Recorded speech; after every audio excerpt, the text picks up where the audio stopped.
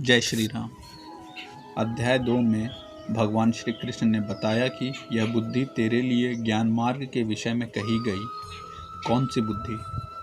यही कि युद्ध कर, जीतोगे तो महामहिम की स्थिति प्राप्त कर लोगे और हारोगे तो देवत्व है।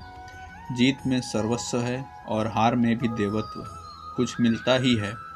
अतः इस दृष्टि से लाभ और हानि दोनों में कुछ न कुछ मिलता ही है, किंचित भी क्षति नहीं है। फिर कहा, अब इसी को तू निष्काम कर्मयोग के विषय में सुन। जिस बुद्धि से युक्त होकर तू कर्मों के बंधन से अच्छी प्रकार छूट जाएगा। फिर उसकी विशेषताओं पर प्रकाश डाला।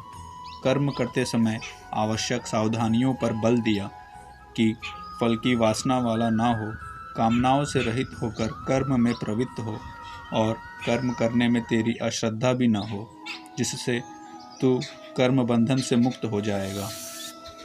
मुक्त तो होगा, किंतु रास्ते में अपनी स्थिति नहीं दिखाई पड़ी। अतः अर्जुन को निष्काम कर्म योग की अपेक्षा ज्ञान मार्ग सरल और प्राप्ति वाला प्रतीत हुआ। उसने प्रश्न किया, जनार्दन, निष्काम कर्म की अपेक्षा ज्ञान मार्ग आपकी दृष्टि में श्रेष्ठ है, तो मुझे भयंकर कर्म में क्यों लगाते हैं? प्रश्न स्वाभाविक था। मान ले एक ही स्थान पर जाने के 2 रास्ते हैं। यदि आपको वास्तव में जाना है तो आप अवश्य प्रश्न करेंगे कि इसमें सुगम कौन है। यदि नहीं करते हैं तो आप पथिक नहीं। ठीक इसी प्रकार अर्जुन ने भी प्रश्न रखा। जनों पर दया करने वाले जनार्दन, यदि निष्काम कर्मयोग की अपेक्षा ज्ञान योग आपको श्रेष्ठ मान्य है, तो हे केशव, आप मुझे भयंकर कर्मयोग में क्यों लगाने को कह रहे हैं? निष्काम कर्मयोग में अर्जुन को भयंकरता दिखाई पड़ी, क्योंकि इसमें कर्म करने में ही अधिकार है, फल में कभी नहीं। कर्म करने में अश्रद्धा भी ना हो और निरंतर समर्पण के साथ योग पर दृष्टि रखते हुए कर्म में लगा रहे। जबकि ज्ञान मार्ग में हारोगे तो देवत्व, जीतने पर महामहिम स्थिति है। अपनी लाभ हानि स्वयं देखते हुए आगे बढ़ना है। इस प्रकार अर्जुन को निष्काम कर्मयोग की अपेक्षा ज्ञान मार्ग सरल प्रतीत हुआ। इसलिए उसने निवेदन किया, आप इन मिले हुए से वचनों से मेरी बुद्धि मोहित सी करते हैं। आप तो मेरी बुद्धि का मोह दूर करने में प्रवृत्त हैं।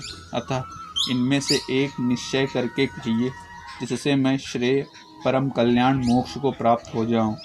इस पर श्री कृष्ण ने कहा, निष्पाप अर्जुन, इस संसार में सत्य शोध की 2 धाराएं हैं, जो मेरे द्वारा पहले कही गई थी। पहले का तात्पर्य कभी सतयुग या त्रेता में नहीं, बल्कि अभी जिसे दूसरे अध्याय में कह आए हैं। ज्ञानियों के लिए ज्ञान मार्ग और योगियों के लिए निष्काम कर्म मार्ग बताया गया। दोनों ही मार्गों के अनुसार कर्म तो करना ही पड़ेगा। कर्म अनिवार्य है। अर्जुन, मनुष्य ना तो कर्मों को न आरंभ करने से निष्कर्मता की अंतिम स्थिति को प्राप्त होता है और न आरंभ की हुई क्रिया को त्यागने मात्र से भगवत प्राप्ति रूपी परम सिद्धि को ही प्राप्त होता है।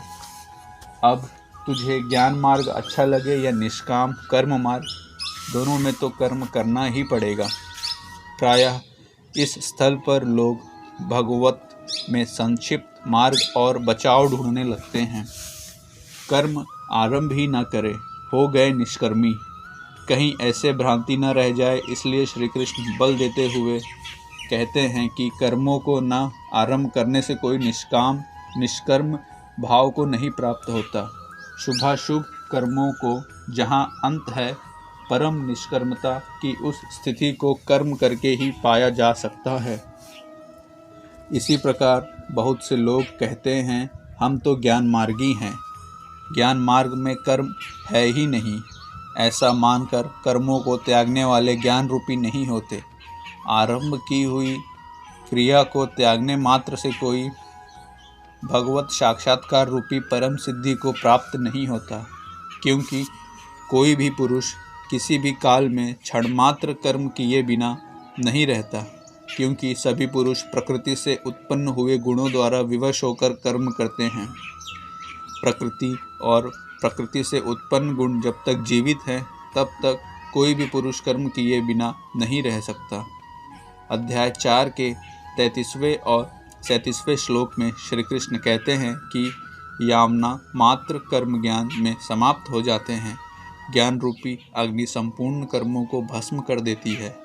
यहाँ वे कहते हैं कि कर्म किए बिना कोई रहता ही नहीं। अंततः वे महापुरुष कहते क्या हैं? उनका आशय है कि यज्ञ करते करते तीनों गुणों से अतीत हो जाने पर मन के विलय और साक्षात्कार के साथ यज्ञ का परिणाम निकल आने पर कर्म शेष हो जाते हैं। उस निर्धारित क्रिया की पूर्णता से पहले कर्म मिटते नहीं, प्रकृति पिंड नहीं छोड़ती। इतने पर भी विशेष रूप से मूढ़ लोग जो कर्मेंद्रियों को हठ से रोककर इंद्रियों के भोगों का मन से स्मरण करते रहते हैं, वे मिथ्याचारी हैं, पाखंडी हैं, ना कि ज्ञानी। सिद्ध है कि कृष्ण काल में भी ऐसी रूढ़ियाँ थीं। लोग करने योग्य क्रिया को छोड़कर इंद्रियों को हठ से रोककर बैठ जाते थे और कहने लगते थे कि मैं ज्ञानी हूँ, पूर्ण हूँ। किंतु श्री कृष्ण कहते हैं कि वे धूर्त हैं। ज्ञान मार्ग अच्छा लगे या निष्काम कर्म मार्ग, दोनों ही मार्गों में कर्म तो करना ही पड़ेगा। अर्जुन, जो पुरुष मन से इंद्रियों को वश में करके जब मन में भी वासनाओं का स्फुरण न हो, सर्वथा अनासक्त हुआ कर्मेंद्रियों से कर्मयोग का आचरण करता है, वह श्रेष्ठ है। ठीक है, समझ में आया कि कर्म का आचरण करें, किंतु यह प्रश्न खड़ा होता है कि कौन सा कर्म करें।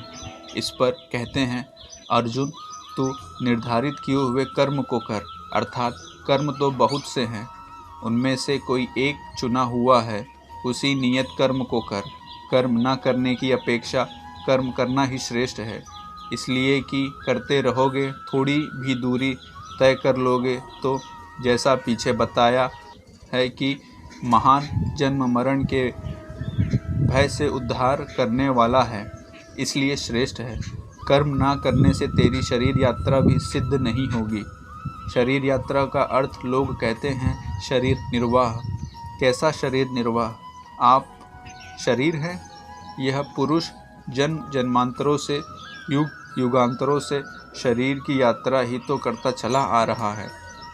जैसे वस्त्र जीर्ण हुआ तो दूसरा तीसरा धारण किया, इसी प्रकार कीट पतंग से मानव तक, ब्रह्म से लेकर या मात्र जगत परिवर्तनशील है। ऊपर नीचे योनियों में बराबर यह जीव शरीरों की ही तो यात्रा कर रहा है। कर्म कोई ऐसी वस्तु है जो इस यात्रा को सिद्ध कर देती है, पूर्ण कर देती है। मान ले एक ही जन्म लेना पड़ा तो यात्रा जारी है, अभी तो पथिक चल ही रहा है, वह दूसरे शरीरों की यात्रा कर रहा है। यात्रा पूर्ण तब होती है जब गंतव्य आ जाए। परमात्मा में स्थिति के अनंतर इस आत्मा को शरीरों की यात्रा नहीं करनी पड़ती, अर्थात शरीर त्याग और शरीर धारण वाला क्रम समाप्त हो जाता है। अतः कर्म कोई ऐसी वस्तु है कि इस पुरुष को पुनः शरीरों की यात्रा नहीं करनी पड़ती। अर्जुन, इस कर्म को करके तू संसार बंधन अशुभ से छूट जाएगा। कर्म कोई ऐसी वस्तु है जो संसार बंधन से मुक्ति दिलाती है। अब प्रश्न खड़ा होता है कि वह निर्धारित कर्म है क्या? इस पर कहते हैं, अर्जुन, यज्ञ की प्रक्रिया ही कर्म है। वह हरकत कर्म है जिससे यज्ञ पूर्ण होता है। सिद्ध है कि कर्म एक निर्धारित प्रक्रिया है। इसके अतिरिक्त जो कर्म होते हैं, क्या वे कर्म नहीं? श्री कृष्ण कहते हैं, नहीं, वे कर्म नहीं हैं। इस यज्ञ की प्रक्रिया के अतिरिक्त दुनिया में जो कुछ भी किया जाता है, सारा जगत जिसमें दिन रात व्यस्त है, वह इसी लोक का एक बंधन है, ना कि कर्म। कर्म तो अशुभ अर्थात संसार बंधन से छुटकारा दिलाने वाला है। मात्र यज्ञ की प्रक्रिया ही कर्म है। वह हरकत कर्म है जिससे यज्ञ पूरा होता है। अतः अर्जुन, उस यज्ञ की पूर्ति के लिए संग दोष से अलग रहकर भली प्रकार कर्म का आचरण कर। संग दोष से अलग हुए बिना यह कर्म होता ही नहीं। अब हम समझ गए कि यज्ञ की प्रक्रिया ही कर्म है। किंतु यहाँ पुनः एक नवीन प्रश्न उत्पन्न हो गया कि वह यज्ञ क्या है जिसे किया जाए। इसके लिए पहले यज्ञ को न बताकर श्री कृष्ण बताते हैं कि यज्ञ आया कहाँ से, वह देता क्या है, उसकी विशेषताओं पर प्रकाश डाला और चौथे अध्याय में जाकर स्पष्ट किया कि यज्ञ क्या है जिसे हम कार्य रूप दे और हमसे कर्म होने लगे। योगेश्वर श्री कृष्ण की शैली से स्पष्ट है कि जिस वस्तु का चित्रण करना है पहले उसकी विशेषताओं का चित्रण करते हैं जिससे श्रद्धा जागृत हो, तत्पश्चात वे उसमें बढ़ती जाने वाली सावधानियों पर प्रकाश डालते हैं और अंत में मुख्य सिद्धांत प्रतिपादित करते हैं। स्मरण रहे कि यहाँ पर श्री कृष्ण ने कर्म के दूसरे अंग पर प्रकाश डाला है कि कर्म एक निर्धारित क्रिया है, जो कुछ किया जाता है वह कर्म नहीं है। अध्याय 2 में पहली बार कर्म का नाम लिया, उसकी विशेषताओं पर बल दिया, उसमें बढ़ती जाने वाली सावधानियों पर प्रकाश डाला, लेकिन यह नहीं बताया कि कर्म क्या है। यहाँ अध्याय 3 में बताया कि बगैर कर्म किए नहीं रहता। प्रकृति से पराधीन होकर मनुष्य कर्म करता है।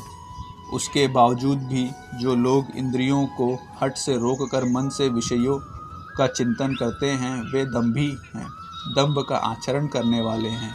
इसलिए अर्जुन, मन से इंद्रियों को समेटकर तू कर्म कर, किंतु प्रश्न ज्यों का त्यों है कि कौन सा कर्म करे। इस पर योगेश्वर श्री कृष्ण ने कहा, अर्जुन तू निर्धारित किए हुए कर्म को कर। अब प्रश्न उठता है कि निर्धारित कर्म क्या है जिसे हम करें। तब बताया कि यज्ञ को कार्य रूप देना कर्म है। अब प्रश्न उठता है कि यज्ञ क्या है। यहाँ यज्ञ की उत्पत्ति विशेषता बताकर शांत हो जाएंगे और आगे अध्याय 4 में यज्ञ का निखरा हुआ रूप मिलेगा जिसे करना कर्म है। कर्म की यह परिभाषा गीता को समझने की कुंजी है। यज्ञ के अतिरिक्त दुनिया में लोग कुछ न कुछ करते ही रहते हैं। कोई खेती करता है तो कोई व्यापार, कोई पदासीन है तो कोई सेवक, कोई अपने को बुद्धिजीवी कहता है तो कोई श्रमजीवी, कोई समाज सेवा को कर्म मानता है तो कोई देश सेवा को। और इन्हीं कर्मों में लोग सकाम और निष्काम कर्म की भूमिका भी बनाए पड़े हैं, किंतु श्री कृष्ण कहते हैं कि ये कर्म नहीं है। यज्ञ की प्रक्रिया के सिवा जो कुछ भी किया जाता है वह इसी लोक का बंधनकारी कर्म है, ना कि मोक्षद कर्म। वस्तुतः यज्ञ की प्रक्रिया ही कर्म है। अब यज्ञ न बताकर पहले यह बताते हैं कि यज्ञ आया कहाँ से। जय श्री राम। हर हर महादेव।